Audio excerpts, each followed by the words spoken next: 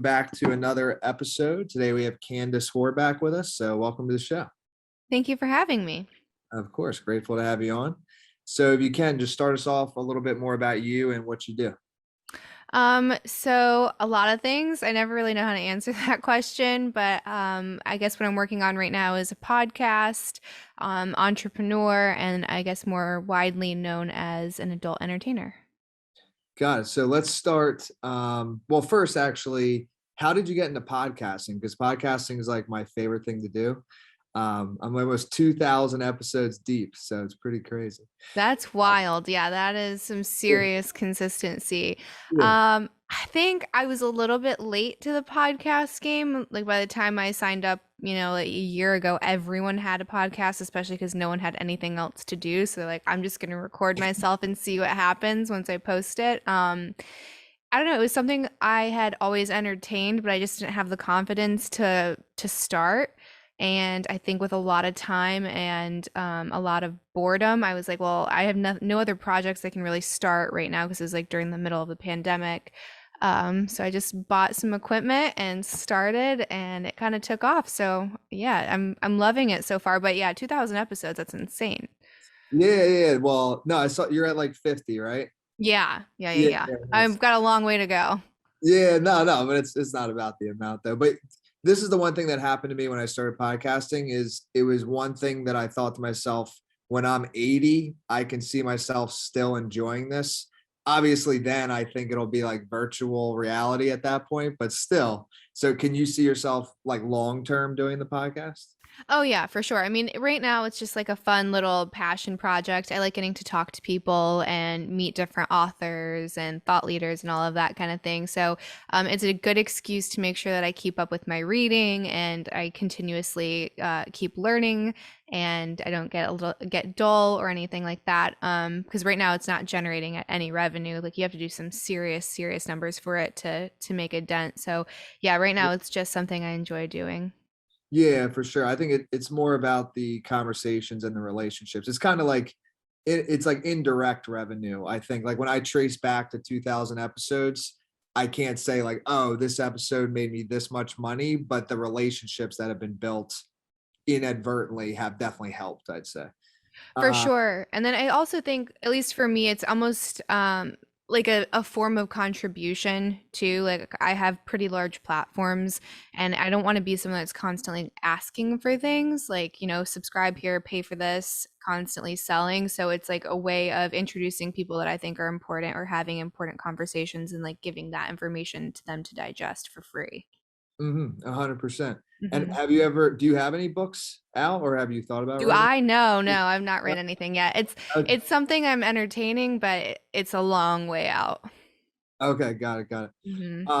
So I do want to talk about books because I'm an avid reader, and that was the first thing I noticed when you turned on your camera. I was like, all right, you got the library. Uh, Uh-huh.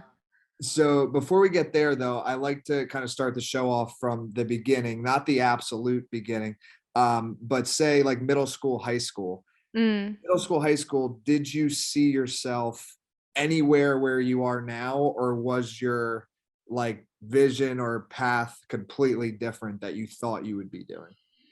Oh man. Honestly, it's pretty darn close. And I know that's gonna sound That's crazy great. to a lot I'm of the people, but first it's person to say that. oh really? Yeah, Yeah, it's that's not it's even pretty close. okay. So my mom, she did some Playboy modeling when she was younger. I always loved like Carmen Electra and Pamela Anderson, and those were like the babes when I was growing up. And I wanted to go to the mansion and meet Hef, which I got to do a few years back, and that was awesome. I don't know, like I would, and this is gonna sound ridiculous, but when I was little, I would practice like making autographs. And it was like, I'm gonna need this one day. And by no means am I like super famous. Do you know what I mean? Like I'm not. But I always wanted to be a public figure. I mean, that was probably for a lot of reasons, but yeah, it all kind of worked out for me. So very Okay, lucky. that is so cool. So that you actually middle school, high school kind of saw it. So with meeting Hugh Hefner, what was that? Is there any like story there or? What was It that? wasn't as exciting, I think, as everyone's gonna think. I mean, he was obviously a lot older. It was at, the tail end of his life, but there was girls everywhere naturally and photo shoots happening, and there were rabbits the size of pretty much my German Shepherd running around and all of these exotic animals, and it was really beautiful. But for me, that was just such like a holy cow, I'm here moment because I'd always seen it on TV or in the magazines or seen the girls that like lived there on their TV show. So I was like, man, this is happening. I get to enter this world that most people kind of just view on the outside. So that was really exciting. Yeah, I want to see big rabbits. I don't Yeah, think I've seen any big it was rabbits. great. I'm an animal lover, so I was like, this might be the best part. Yeah, it sounds sick, like a rabbit the size of a kangaroo or something. Like Yeah, that's what I'm envisioning. like I didn't know they got that big. Yeah, a lot of carrots to get that big. So okay, so then what was your first career then, like modeling, adult industry, or like how did it get to that? And then are you still in that, or have you transitioned out of it too? So I started just doing glamour shots. So, I didn't even show anything. Like it was all implied. And then it started to kind of escalate from there because I was like getting bored and I really wanted to be making those movies. I wanted to be a contract girl and be doing, like the Pirates movies, those kinds of things. So I reached out to a couple companies when I was ready. This is a few years in of just kind of dipping my toe in. And I was like, I like, do you audition? How does this work? I don't really know. And I submitted a couple photos. They flew me to Miami and the rest is history. I've been out of the mainstream industry now for probably around 4 or 5 years. But I still have my own production company that I shoot for myself, and it's like very tame compared to what I was doing back when I was shooting the big movies. Got it. Got it. What I think is so interesting is like I feel I feel like a lot of people from the outside, they view that industry as like, oh, you kind of like fall into it or something. Like it's not the favorable thing to do. But in Hmm. fact, when I look at it from the outside, and that's why I'm curious what your thoughts are, is it seems actually pretty courageous to be in that industry. Like I don't think I'm comfortable with having myself, you know what I mean? So like, Yeah. but I don't think there's anything wrong with it either. So Hmm. it's like, what was your overall experience, I guess, is the question in the industry. Like, So I think it's important to note that both can exist at the same time, right? Like you can have women that get in and it was very conscientious and it was a business decision and they were happy, willing participants that made the best of it and like that's what they wanted. And then there obviously is the darker side, which is some women fall into it because they don't have any other options and they might have like a really bad experience in the industry, right? It's so dependent on so many circumstances and who you work for and who you work with and all of that and your state of mind going in. Mine was fortunately really awesome for the most part. Like I think it's like any other job where you have your ups and downs and there's opportunity for you to be taken advantage of in any industry, right? And that no one is exempt from that. So I've had my share of that, but um, yeah, overall it was really amazing, and mhm, I guess I'm really fortunate. 100%. So and maybe you have to leave names out, but best story, worst story. Yeah. Oh man, that's a hard one. I would say my best story would be getting so when I first started doing like more of the intense scenes, I immediately got contracted, which is what I wanted. So when I got the contract, I was super excited. I got a deal with Fleshlight, which is like the number one selling male sex toy that there is out there. So that was kind of like that is the epitome of success in the industry because that's forever money. Like you get the royalties off of that, and royalties don't really exist in the adult world. So it's some sense of job security or income security. So Yeah. that was really awesome. And then also, I would say like leaving and getting fired from that contract was probably also a highlight because it forced me to start my own production company and see what I was really worth and what would really make me happy in that industry, which was, being my own boss. So those are probably the two best ones.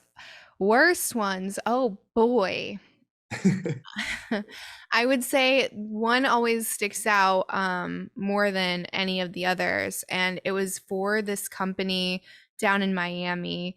It was for Bang Bros, and it was like one particular director, but I don't remember his name. The company's not bad because that's the problem too, is you have these giant companies, and then all of these directors are independent contractors. So depending on whose set you're on, it could be a great day or it could be a really shit day, right? And it's not necessarily the company's fault. I mean, they're responsible for who they contract, obviously, but the energy is totally dependent on that director. So this director, I had just started. I was only doing like very soft core film at the time, so very, very green. And we probably drive an hour out towards the Everglades, middle of nowhere. We had to shoot at night. It was a huge set, so there was probably 50 people, and he started trying to like kind of bully girls into doing stuff that they didn't want to. That was like very what's the word? Sorry, I'm like giving up caffeine, so my words are escaping me. Oh no, I But just tried that. I know what you're going through. it's not great. It didn't work for Um, me. but basically just like very derogatory and embarrassing to the females, and he had like requested me to do some crazy act that I'm not going to even say, but it just was totally out of bounds, and I just said no. And he's like, what do you mean no? And I was like, I'm not doing that. That's ridiculous. I don't want that on the internet. I'm not comfortable. He's like, well, if you don't do that, no one here gets paid. And then there was girls crying because they really needed the rent money. And I'm like, I'm so sorry, but I can't do this. And I went to call my agent, and he's like, you can't have your phone. I was like, you are out of your mind if you don't think I'm going to make a phone call and like let everyone know what's happening. So it ended up being like a 2-hour production hold. They ended up working around it. I was destroying his vision, according to him. But I ended up winning the argument, and I think it was great because there were some women that left that set saying like, you know, she's such a diva, blah blah blah. She did this on set, and that reputation lasted the entirety of my career. But then there were some women that saw that and they said, "Whoa, I have a choice, and I can say no, and it doesn't matter, and I don't need to worry about anyone else, and I don't need to let anyone pressure me to do something that I'm not comfortable with. I have that autonomy." So for me, that was like the big win of that set. Yeah, that's pretty crazy that he tried to do it like that. Like Oh that's yeah. putting you in a pretty crazy situation. You Because know, they're hoping, right? They're hoping like that you've already spent that money, or you know, your rent is due, or you don't want all the pressure of everyone else not getting paid because of you and blaming you. Like they know what they're doing, unlike the bad ones when they do that. So it wasn't yeah, gonna work with me. got it, got it. And then it was one of your highlights, but unless you don't want to share it, like why did you get fired? I'm curious. So it goes back to having autonomy, and that's something that's very important to me. And my wishes just weren't being respected as far as like do's and don'ts and what I was comfortable with, and my boundaries just kept getting crossed. And we had signed another contract girl, and I saw her just getting like railroaded. Like they were just totally taking advantage of her, and she was so sweet, and she didn't want to say anything. She also had an agent that wasn't very accepting of rocking any boats, right? He represented only easy yes girls. So she was kind of put in a position. So I took to Twitter, and I was basically saying like, this is all that the company is doing to me. Like they're flying me halfway across the world and then having people on my no list show up, like that kind of stuff. That was just like very not okay and crossing a lot of lines. So after I tweeted that, they're like, you're fired. And obviously that's a wrongful termination, but what are you going to do, right? That's not going to go anywhere. So I got blacklisted for a really long time. I was terrified. It's like my career is over, or blah, blah, blah. But again, it was one of the best things that happened to me because it forced me to be self-reliant. Huh. Okay. So that seems to be the most common negative part of it, is that they kind of put you in these weird situations to try to almost like get more at, or like cross your boundaries Yeah. essentially. Is what it is. And Because if, they think, you know, they have this idea and that's what the scene is going to be. And you're supposed to just be happy to be there. And that's not always the case. for sure, yeah. Well, and I'm sure they tell you before, and then they just try to go further once you're halfway across the world, which is like really just a weird situation. Hmm. Um, so then you start your own production company, and then what was like the next thing, part of that transition of like the entrepreneurial start?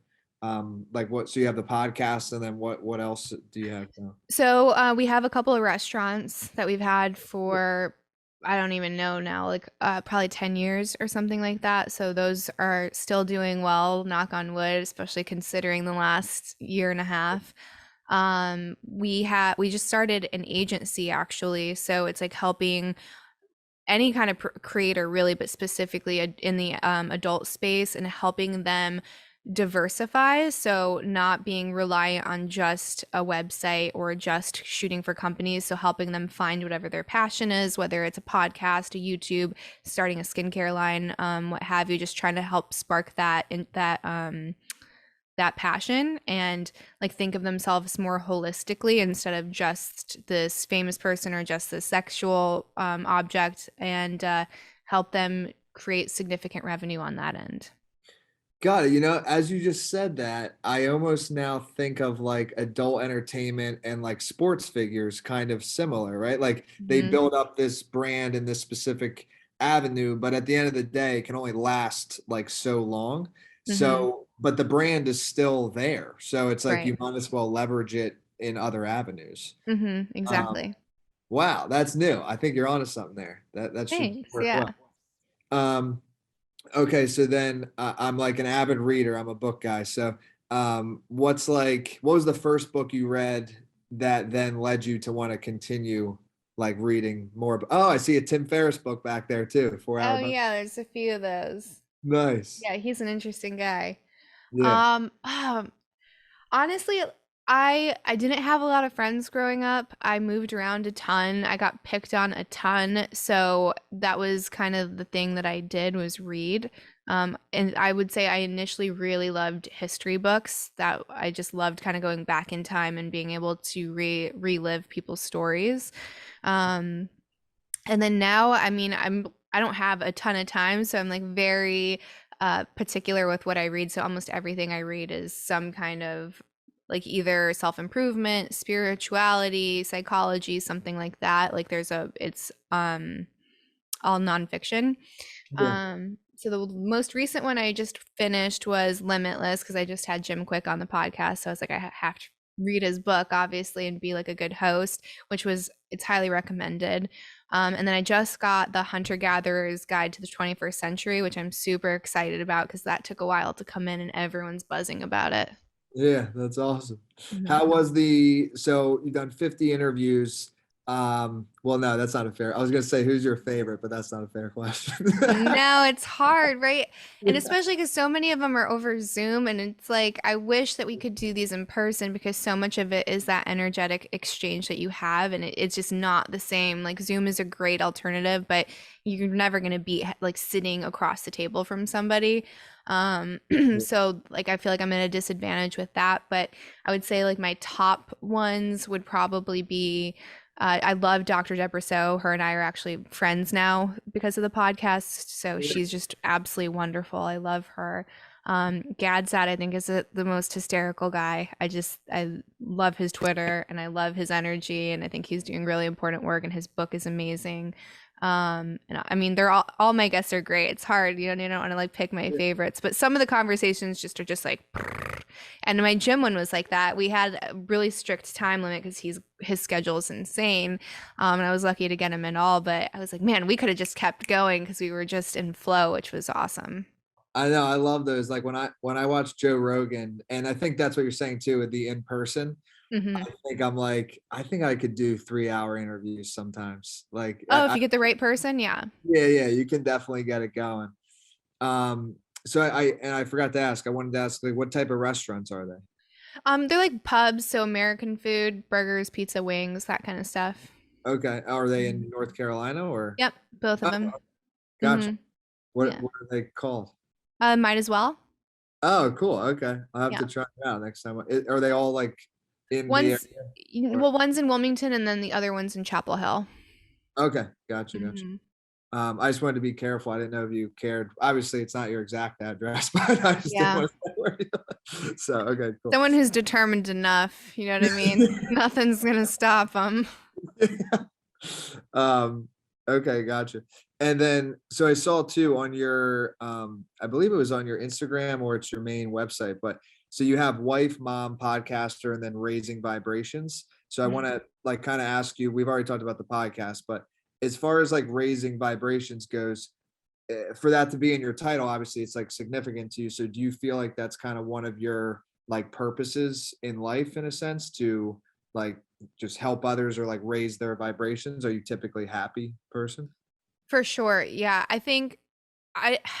I think we're all so fluid, right? Like we are constantly reacting with the outside world and the inside world and just trying to hopefully be a better version every minute, every day, right? And just constantly growing and evolving. But I think when you have such a significant platform that, and I see this a lot, and you see both sides of it, you see the people that look at it like with an obligation of contribution, and they're like, I'm not just here to take, like I have a bigger mission and I want to give back in some way, whatever it is. And you have the other side, which is, nope, this is just going to be a cash cow and I'm just going to put stuff out there and I'm just going to monetize it.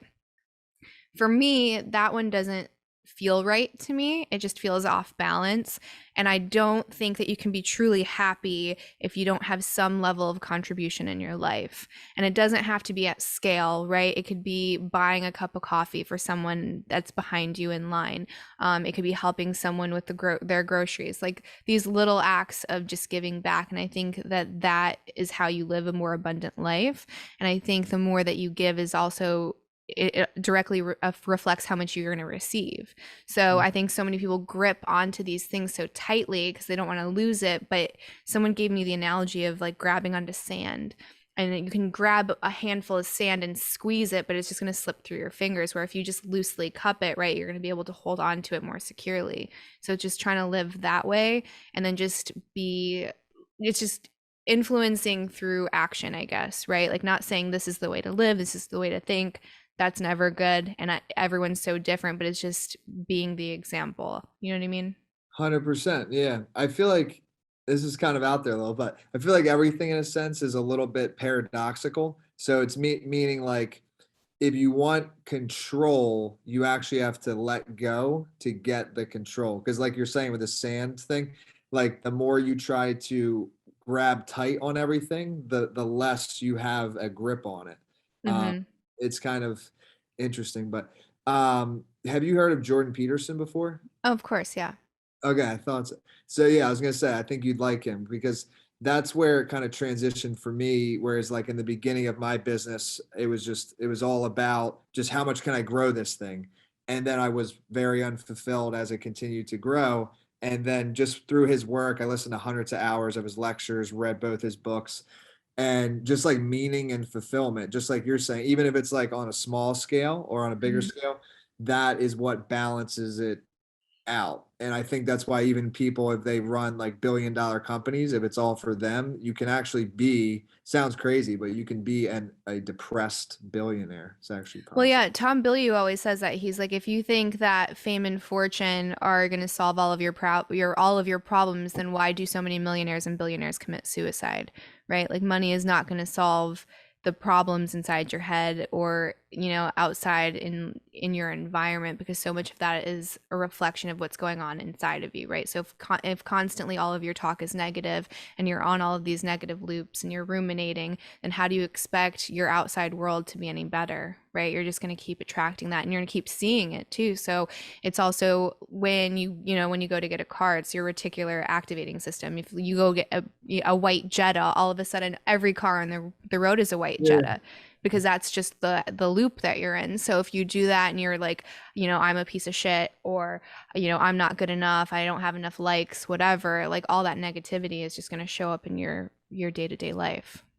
Yeah, you're so right on that. I remember when my mom got a Jeep like years ago, I Hmm. swear to God, everybody had a Jeep. Yep. You're Everybody. like, damn it, there's another one. And they do that. I don't know if you know this about Jeeps, but they do the wave thing. Uh-huh. Yeah, so it got weird. Like everybody bought a Jeep after that, or they were already there and I didn't realize it. I don't I know. tried to start a Tesla Wave, which is like, because you have the Yeah. autopilot, so you do both hands, and I'm like, I don't I know how know. that's gonna work. Oh, dude, yo, if I hope this helps that wave because Right? It's right now it's just me and one other guy in town. hey, that's how it starts. That's good. Yeah. That is so good though. That you should tweet that at Elon for real. I don't think that they can promote it though, because then it's like not safe driving because you're technically supposed to still Oh, have your hands on the wheel even on auto drive, but true. Okay, yeah. that's fair. But I don't know. I still support it. Yeah, I think there's something there. I think Mm, Elon would think at the very least he wouldn't promote it, but he would say like, "Hey, this is funny" or something. it's funny. That's for sure. So yeah, I wanted to talk about too, before I get into the wife and mom stuff, is because you had said that you are like a very happy person. What is your like typical like I guess rituals look like? Like how do you maintain that? Oh boy. I am not the best at meditating. I go through seasons of it almost. So there'll be, weeks or even months where I'm on it and then I'll just fall off. And the same goes with journaling, but it's always having something in that loop, right? So, like, having whether you're doing your gratitude journal or you're meditating and just trying to be mindful, even just taking the moments throughout the day to appreciate like the very small things, like if your kid does something really adorable or they come to give you a hug or your husband does something nice for you, so just like taking account of those throughout the day so you can just appreciate those and not fall into the mindset of like pointing out of everything that went wrong that day. I think what you eat and moving is huge. So if I go a couple days without working out, I notice that like I just feel tighter and more angst because I do tend to like lean on the anxiety side of things if I don't eat well and move. So I do like circuit training, weight training, kind of like 4 or 5 days a week. I also have a horse, which helps a ton. So just like being out in nature and just having the energy of the animals is really big for me. Um, I think doing things that you love is huge, right? It's not anything else outside that's making you miserable. I think it's not spending enough time doing things that you enjoy. So reading, cooking, listening to music, going for walks, that kind of a thing. So just finding time for yourself, I think, is really important. Um, yeah, and back to contribution, giving back. Yeah, I think so. Everything you just said there, that's what's interesting is I hope the world moves in that direction, especially with media. Like I feel so somebody goes to a doctor and says they're depressed, then they'll like get a pill or something. But in Hmm. fact, the question, in my opinion, should just be like the first two things you started with, like how often are you moving and what's your nutrition look like? If you Hmm. can just tweak those two to start, Hmm. because I would say I'm a happy guy, but if I don't work out for 3 days in a row, I'm not that happy anymore. So it's just like, I mean, Yeah, you start to lose your spark. yeah, it's direct correlation. So Hmm. it's just sometimes it's the simplest of things, and it's not to say that it's simple. I think it's habitual, right? If you've been doing it for years, I feel like the momentum it's easier. But if you take like a month off of working out, obviously getting back into that is pretty Hmm. difficult. Hmm. So what's the story? How'd you meet your husband, and what's the love story? Curious. He was my boss. I was a Oh, bartender. Yeah. that's cool. Okay, Yeah, and nice. then yeah, we just I don't know, it just happened, we just started dating and very quickly got I was just like this is my person. Gotcha. Okay. And was Mhm. that like how long? Is it recent or like? Oh, no, no. We've been together this is gonna sound so bad. Um 11 years. Yeah, 11 Oh years. wow. I was trying to Okay. remember if it was 11 or 12. Oh no, that's fair. That Yeah. anything over 10, you gotta think about that a little Yeah, bit. yeah, yeah. Okay. So you're a bartender and then he was your boss. Gotcha. And Mhm. then how many kids do you have? One. Okay. So what's it like being a mother? It's the best thing I've ever done. Oh Yeah, yeah. Okay. best thing I've ever done. I'm so lucky. I mean, I get to work from home. I make my own schedule. I podcast, here and there downstairs. So they're like right above me while I'm podcasting. So I get to spend a very unusual amount of time with my family. And I think it's so important, especially in the beginning, because that baby stage and then that like just that little kid stage goes by so fast. I already can't believe he's going to be 2 soon. So yeah, I kind of have like the dream set up for myself. You know what I mean? Like I still get to work and have that sense of fulfillment and accomplishment, but I'm also like kind of a stay-at-home mom at the same time. So it's really awesome. Yeah, no, that's perfect balance. Do you think you have more kids or you're not sure yet? Yeah, the plan is to have like one more. We've we've entertained like maybe doing 3, but well, right now we're at like 2 is the goal. Okay, yeah, that's the agreement. And then three's maybe the cherry on top. 3 is like maybe. I say 3 and my husband's like nope, nope, nope. Oh, Two, really? two, two's good. He's like, we're Got not gonna get outnumbered. That's a bad idea. it. Oh, yeah, good point. I never thought about it. Yeah, you don't want to be outnumbered. Okay, No. that's and I know that you briefly mentioned it, but I did notice on your Instagram, is like cooking a big part of your life? Yeah, I love cooking. I love food. I love wine. Like all of like 2019 before I got pregnant was our crazy travel year. We actually made it a goal to hit as many Michelin restaurants as we could. So we were Yeah. traveling all over and going to these insane restaurants. Some of them I actually ended up being friends with some of the chefs, and it was just so cool. It's to me that's my love language is it's food, right? It's just it's hosting somebody and it's wanting to take care of them and it's preparing something with love. And then if you're traveling, you get to experience different cultures that way. So I'm super into food. Okay. So did you make it down to Miami at all for the Michelin restaurants? That's I where actually I was there for South Beach Food and Wine Festival, oh, and yeah. I got to meet Morimoto, which I love him, so that was like a highlight for me. I just think he's amazing. Yeah. Very Mhm. cool. Okay. And then I guess what I'd like to, one of the last questions I want to ask you is, where do you see things like going for your future? Like, what are you most focused on? Is it the podcast, the restaurants, or any like new things that are on the horizon? So I really, really, really had this dream restaurant I wanted to start, but then after 2019, I don't know if I think that's wise right now, just because you never know what's going to happen. And that just might be more of a headache than it's worth, but that's still like in the back of my mind is something I might want to do is just like a fun artistic passion project. But right now I would say it's the podcast, it's being a mom and kind of just focusing on those 2 things. I was trying to update the podcast every week and being like super diligent about scheduling. And then I started finding myself like searching for guests and being like, well, I don't have anyone for this week. And then kind of getting to this desperate place. And I'm like, well, I don't want to have anyone on that I'm not super curious to talk to and super excited to talk to. So I'm going to just update as I find really cool people and we can align our schedules and kind of take that hardcore history, Dan, what's his name? Dan Carlton, Carl. Oh man, see, Oh, I know the podcast you're talking yeah, yeah, about. yeah. And just upload when I upload. And it's going to be an awesome episode because it's someone I actually want to talk to.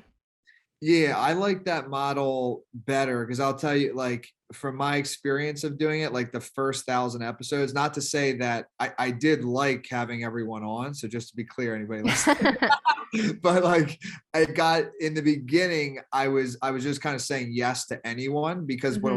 I'm sure this is happening to you too already, Yeah. is like as your podcast grows and you have some big people on, then I get pitched like 50 to 100 people a week now from all these agencies. Hmm. But now I'm just much more selective. And I actually think your ratings will go up if like, because if somebody likes all your episodes, it's like less is more rather than if you, like you were saying, you upload one and then the vibe isn't right. Hmm. Then I feel like your avid listeners, you could start to lose them because there's not consistency there. Right. Exactly. Yeah, I'd just say if I could go back, I'd probably do it more like how you're already doing it. So cool. So yeah, last question for you. If there's anything that you want to share that we didn't cover, please do. And then where can people stay in contact with you? Like social media, website, podcast, where can they find all that? So you can either go to chattingwithcandice.com or you can go to evasthings.com. Both have a bunch of different like social medias, websites, podcast, all of that good stuff. Yeah, then you can check out the podcast Chatting with Candice anywhere that you listen to podcasts. Perfect. Thanks again for coming on the show. Of course, thanks for having me.